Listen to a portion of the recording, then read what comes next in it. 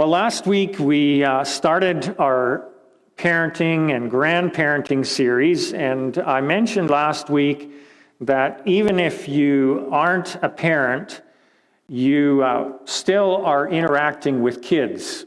And so I want you to be able to benefit from this even if parenting isn't part of your everyday experience, because we're all influencing kids around us in different ways. So if you have questions, feel free to text them to me during the talk as well as during the week if you want. And we have a Q&A panel on the last Sunday of our parenting series, which will be May 23rd. And so we will try to answer all of your questions that I don't get to during the services between now and then on that Sunday. So please don't hesitate to give me your feedback. So we talked to a few kids about parenting. Last week we showed a video of one of our experts. Today I just wanted to share what 3 other kids shared with us. So here is how to be a good dad. According to one of our little guys, he said, you should shoot deers with your kids. Then you are a good dad. Another little girl said, let your kids have electronics when they listen. Then you're being a good parent. And here was a very mature little child who said, make your kids do their chores before anything else. Then you're being a good parent. Okay, so now you know. Well, for most of history, raising kids has been a team effort. Extended family was involved, from in times past.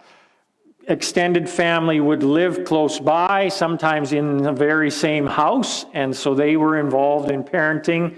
And often people didn't move very far, at least from where they grew up, so they had long-term family and friends around that they trusted, and they would get involved in parenting. Even when I was a kid, I remember neighbor parents parenting us when we were at their house, because everybody felt comfortable to sort of give their input because everybody had pretty much the same values. And so if you told somebody else's kids not to do something, you could be pretty sure that that was probably what their parents wanted.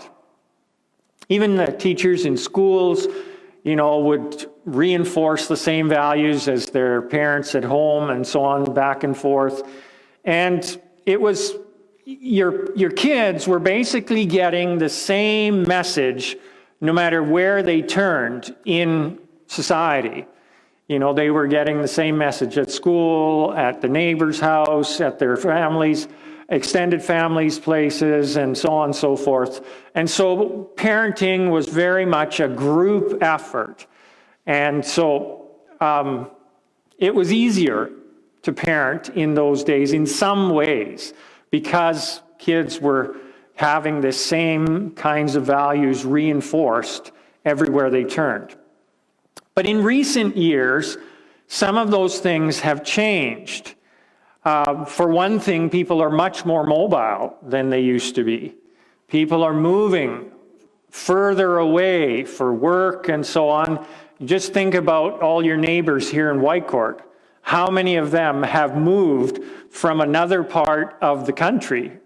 Maybe you even moved to Whitecourt from another part of the country and left family and long-term friends behind because of that. And so we don't have that same group around us reinforcing some of those same values. Another thing that has changed is often nowadays one spouse is working away from the family for good parts of the week, sometimes even several weeks at a time. And so you end up with one parent kind of almost being like a single parent for a good chunk of the time. And being a single parent is not easy. I've never had to be a single parent, for which I'm extremely grateful, but I've been close enough to some single parents to see how exhausting it is to be the one, the go-to person all the time, and nobody that can be there to sort of pick up any slack or hand off the baton to or anything like that. And let's face it, none of us are at our very best when we're exhausted. And so single parenting, either full-time single parenting or single parenting while your spouse is working away, can be extremely difficult. And the schools don't always reinforce the same values as we are trying to teach at home nowadays either. Now, having said that, I would like to say this, however. As Christians, our core value should be love. That's the thing that Jesus taught, to love your neighbor as yourself, to love God. He basically summarized all of Christianity in this idea of love others as I have loved you. And schools do a pretty good job of teaching kids to be kind, to be respectful, and to get along with one another. And that should be something that we are teaching them at home as Christians as well. And sometimes I think we make the mistakes as Christians of focusing on the few things that schools are teaching that we would not agree with, rather than being grateful for that core value that we are on the same page with them on, or should be on the same page with them on. So, even though there are some differences for sure in the school system versus what we want to teach at home, I think there are some areas that are very important areas where we definitely would be on the same page as them as well. Another thing that has changed in recent years is this whole mental health crisis. Many more kids are suffering from depression, from anxiety, from other mental illnesses, as well as parents are suffering from those. And so that necessitates a change in parenting in many ways. Some mental illnesses in children cause parenting to have to be approached from almost the opposite of what you would normally approach parenting from with a healthy child. And so there's some very real challenges that have changed this whole thing of parenting as a team in our day and age. So we need a team much more profoundly now than what it used to be. The team used to be almost a natural, normal thing for everybody back, 50 years ago or so. Whereas now we have to be way more intentional about surrounding ourselves with a team that can help us in the process of raising our kids. And let's face it, I believe this is one of the key reasons why it's important to be part of a church. And as good as it is to be tuning in online, and I'm very thankful to the online technology, I believe that it's even better to actually be in person in a church for this reason, if nothing else, because you're surrounding yourself with a team of people that can have input into your child's life. That helps us stay on track as parents because we're having our values reinforced by the people that we're rubbing shoulders with. And being in a smaller group within the church is very important, because in that smaller group, we are able to interact at a much more personal level. And I'm so grateful to our Alberta government for allowing us to continue having our smaller groups within the church, even during this pandemic. There are a number of places in the world, and even in Canada, where small groups are not allowed at all. And I believe those are one of the core elements of what church is really all about. That smaller group where we are able to support one another at a much, much higher level. And so it becomes like a support network for us, or a team to help us with child raising. And it helps us with practical problem solving. Let's face it, we all face situations as parents that we could have never anticipated ahead of time. Every one of us that's been a parent have been standing there scratching our head from time to time going, what do I do now? I didn't learn this in school or in any books or anything. Like, this is a completely unique situation. And having a small group of people with us on that journey can help be sounding boards for us, give us advice, give us what they did. Maybe somebody has faced something similar and they're able to give input into that. And so we can learn together with another group of people. And you know, as I think about this, I wonder if that wasn't exactly the way it was in the early church. You know, when the church was just starting, it says that they met daily from house to house. I think that they were facing a massive culture shift, if you will. They were breaking into a whole new countercultural way of thinking.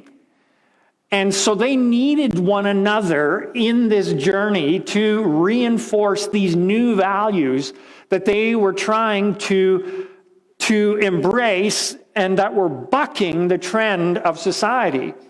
And let's face it, we as Christians today in 2021, are facing a similar situation in the sense that we are bucking the societal trends in some ways. And so we need one another in that reinforcing role to help us keep moving forward, to keep us feeling cared for. And let's face it, when you feel cared for, your stress level comes down. All of us have probably faced situations where, you know, we felt all alone, and then there was just one person that seemed to understand what we were going through and was on our side. And even just having one person with you on the journey can make it feel so much easier.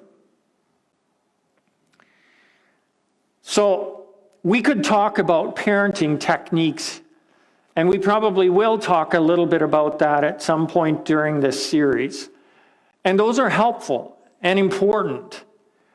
But I believe there's something actually far more important in parenting than your technique. Techniques can be debated, pros and cons and things like that. But I think the most important aspect of parenting is actually your values. What are the values you're passing on to your kids? And the interesting thing about values is that your kids actually catch your values more than you can actually intentionally teach them. They're more caught than taught. See, values are the things that we will not compromise on. Values are the things that are the most important to us. And so, for example, we would say honesty is a value for probably most of us. But the reason why values are more caught than taught is because what you do speaks louder than what you say. For example, you're selling a car. Do you fudge the truth a little bit when you're presenting the way the car is to a potential seller in order to sell the car? Well, if you do, then honesty isn't really the value. Actually, money is the value. I want more money rather than being honest. And so your kids will actually catch what you do, not what you say. Actions speak louder than words. We've all heard that. So my question to all of us this morning is, what is your number one value? What is the one thing above everything else that you are passing on to your kids? And this gets really, really soul-searching. One of the ways in which we can see what our real core values are is if we run scenarios in our head where two values are up against each other, where honesty is up against, for example, efficiency, or something like that. So when you put those two together in a real life kind of scenario in your mind, which side would you fall on? Would you go for efficiency or would you go for honesty? And so on. And if you run all kinds of those comparative scenarios in your mind, the highest value is the one that always trumps every other value. The one that you never will compromise. And the truth is, it takes a lot of self-awareness to see what your values really are. I remember working with a fellow, and you know how people say, well, it's all about family. And as Canadians, we like to say that family is our highest value. Well, he had the self-awareness and the honesty to say, you know what? Family is not my highest value. He said, I wish it were, but the honest truth is it's not. I actually value opportunities, business opportunities above my family. Because if I have a good business opportunity, I'll gladly take off and leave my family for a couple weeks at a time to seize on this business opportunity and make more money. So family is not my highest value. Can we really be that honest with ourselves? Can we really face the truth about the man in the mirror like he was doing? The truth is, often our kids will actually reflect back to us as they grow older what our real values are. And if we aren't able to be honest with ourselves, we might not like what our kids are reflecting back to us because we don't want to face the fact that that's really what our values are.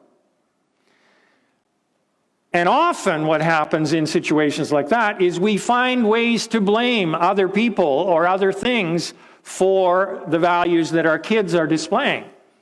So it's the school system that, messed up our kids, or it's the friends they're hanging around with, or, society in general, or whatever. But the truth is, we as parents still have far more influence over our kids than anybody else in our society. Their friends, the teachers, the school system, we still as parents have a great deal of influence there. So I guess that brings us to my next question. What would you like your number one value to be?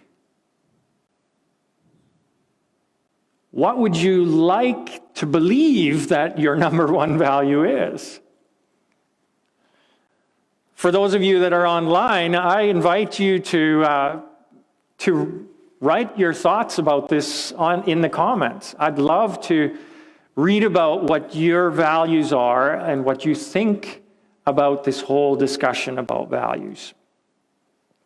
Well, this morning I want to look at a story that's probably familiar to some of us, maybe even most of us. A story that Jesus told, and this was really Jesus' way of giving us a pathway for life. It's in Luke chapter 10. If you've got a Bible, I invite you to look there. We're going to start in verse 25. So, there it says, "Just then a religious scholar stood before Jesus in order to test his doctrines. He posed this question, 'Teacher, what requirement must I fulfill if I want to live forever in heaven?' Jesus replied, 'What do you read in the law? How do you understand it?' The religious scholar answered, 'It states, you must love the Lord your God with all your heart, with all your passion, all your energy, and your every thought. And you must love your neighbor as yourself.' Jesus said, 'That is correct. Now go and do exactly that, and you will live.' Wanting to justify himself, he questioned Jesus further, saying, 'What do you mean by my neighbor?' Jesus replied, 'There was once a Jewish man traveling from Jerusalem to Jericho when bandits robbed him along the way. They beat him severely, stripped him naked, and left him half dead. Soon a Jewish priest walking down the same road came upon the wounded man. Seeing him from a distance, the priest crossed to the other side of the road and walked right past him, not turning to help him one bit. Later, a religious man, a Levite, came walking down the same road and likewise crossed to the other side to pass by the wounded man without stopping to help him. Finally, another man, a Samaritan, came upon the bleeding man and was moved with tender compassion for him. He stooped down and gave him first aid, pouring olive oil on his wounds, disinfecting them with wine, and bandaging them to stop the bleeding. Lifting him up, he placed him on his own donkey and brought him to an inn. Then he took him from his donkey and carried him to a room for the night. The next morning he took his own money from his wallet and gave it to the innkeeper with these words, 'Take care of him until I come back from my journey. If it costs more than this, I will repay you when I return.' So now tell me, which one of the three men who saw the wounded man proved to be the true neighbor?" The religious scholar responded, "The one who demonstrated kindness and mercy." Jesus said, "Go and do the same as he." So Jesus does a brilliant job here of showing people what their true value was versus what they thought it was. So Jesus grew up in a culture where obedience was one of their highest values. The people that were most highly regarded in that culture were the people that were the most obedient to that religious law that they had in their culture. And so the more obedient you were, the better the person you really were. Now, when you think about that in our culture today in 2021 in Alberta, we're pretty far from that. Not a whole lot of people value obedience as their highest value. Some people certainly value freedom, not obeying the rules, as their highest value. And there were people in Jesus' day who really valued political freedom as well, and they wanted Jesus to be their champion and overthrow the Romans and get them political freedom from oppression as well. But Jesus doesn't go down that road. We don't see Jesus bringing freedom in that sense to anybody. Jesus actually proclaimed his highest value as love, like we mentioned a minute ago.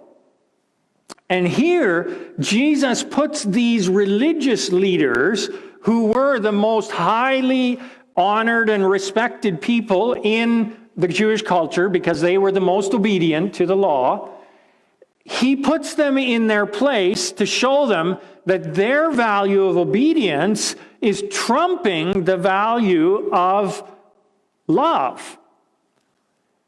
Now, the Jews believed that by being obedient to God, they were doing all the right things. And they actually believed that if you obeyed God, God would protect you. And so when they saw this man that was beaten on the side of the road, they sort of reverse engineered this idea of obedience and blessing and said, well, obviously God didn't protect this guy, so he must have done something bad. So, you shouldn't associate with bad people because then they can corrupt you, so I'm just going to keep my distance here. So you can see how the obedience mindset really warped their way of thinking about compassion and love. And they justified being mean or cruel by putting obedience as their highest value. And Jesus, he comes after them with this story. Now, the interesting thing is, this mindset is still with us to this day. How many of you have ever heard somebody say, "What did I ever do to deserve this?" That's that same mindset. That if you do good, you deserve blessing. You do bad, you deserve whatever you get. And Jesus really came to say that kind of mindset is not God's mindset. God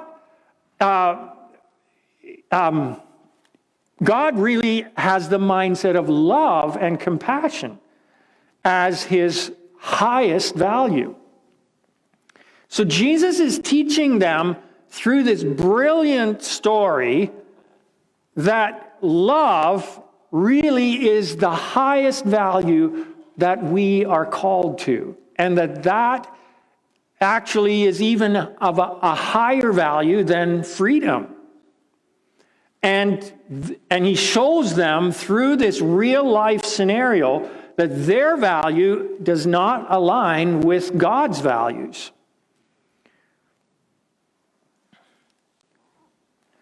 So Jesus really challenges us to live in a way where we are constantly asking the question, what is the loving thing to do here? When we ask that question, we are putting love as our highest value. And we teach our kids, when we do that, to also place that as their highest value. And so Jesus lived to love, bottom line, and to live out what love looked like in any given situation. And so as parents, we ask ourselves when we're teaching our children, what is the most loving thing to do? In this situation, based on my child's past experience, what is the most loving thing to do right now? Based on the current situation, what is the most loving thing to do? Based on the future situation that my child is moving towards, what is the most loving thing to do? Based on the people around us right now, what is the most loving thing to do? And our kids will pick up on that as we go. And it takes a lot of wisdom to understand how to answer those questions in any given situation. Love can look different based on what's going on right at that moment. For one person in one situation, love can look this way. For another person in another situation, love can look almost the opposite of that. But it's still driven by love in each situation. And this is why it is so important for us to listen to God, to invite Jesus into our everyday situation so that we can quiet ourselves and hear his perspective on what love looks like. Jesus was the most loving person that ever lived. And so he is the person above anybody else that can help us understand how to live out love, to answer the question, what is the loving thing to do in this situation? And so as we quiet ourselves internally and ask that question, we need to wait long enough that we can actually hear him answer. And that's not easy to do in our culture that's so fast-paced, where it's go, go, go all the time. I believe we need some time every day to just lay down everything that's going on in our lives and listen. And we need to surround ourselves with good role models. Like I said, we need a small group. But also we can find good role models on YouTube and in good books and so on and so forth. I think that it's important for us to surround ourselves with people that we want to be like.